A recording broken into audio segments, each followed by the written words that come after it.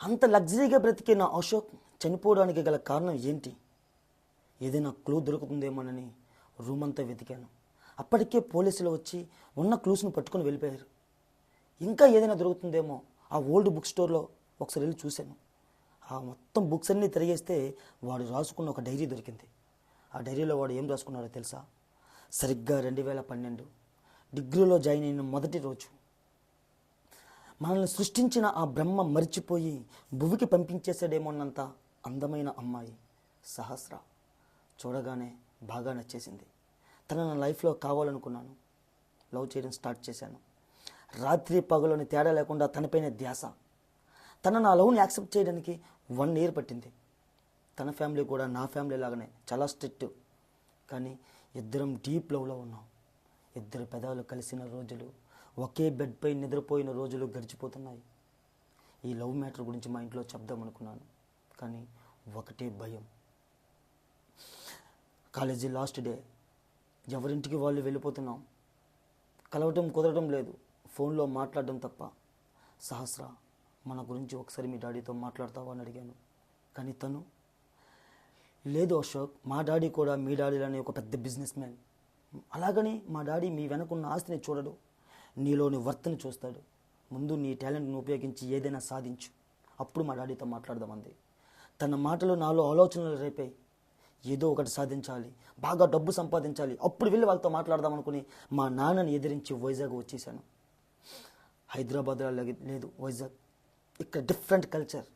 ఏం చేయాలి, ఏ business start చేయాలనుకునే టైంలో కొంతమంది ఆన్లైన్ బెట్టింగ్ గురించి మాట్లాడుకుంటున్నారు.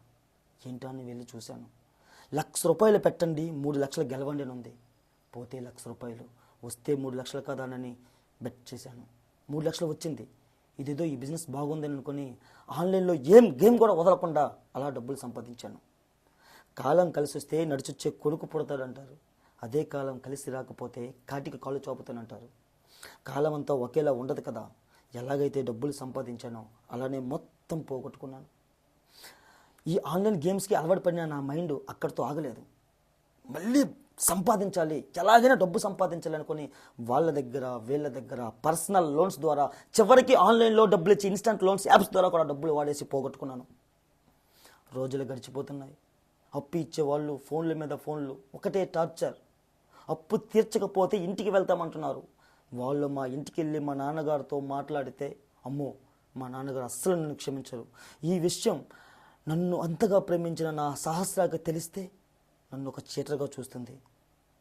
అలాగని నా దేహాన్ని వాళ్ళకి చూపించలేను. అందుకనే వాళ్ళకి తెలియకముందే నేనే చనిపోతున్నాను, నన్ను క్షమించండి అని రాసుకున్నాడు. ఇది చదివిన నాకు ఏడుపు ఆగటం లేదు. ఏడుస్తూనే అశోక్ వాళ్ళ అమ్మ డాడీల దగ్గరికి వెళ్ళి దీని గురించి చెప్పాను. వాళ్ళు కూడా గుండెలు బాదుకొని ఏడుస్తున్నారు.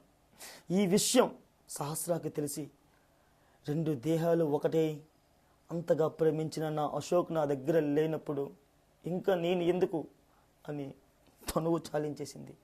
చూసారా ఫ్రెండ్స్, ఒక రాంగ్ డిసిషన్ వల్ల 2 ప్రాణాలు కోల్పోయారు. చేతికి అందించిన కొడుకు చేజారిపోయి ఆ తల్లిదండ్రులు బాధ వర్ణాతీతం.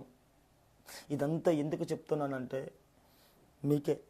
మీరు కూడా ఇలా ఆన్లైన్ బెట్టింగ్లకి, ఇన్స్టంట్ లోన్స్ ద్వారా, యాప్స్ ద్వారా డబ్బులు ఇచ్చే ఈ యాప్లకి లోబడి మరో అశోక్లా మారొద్దు.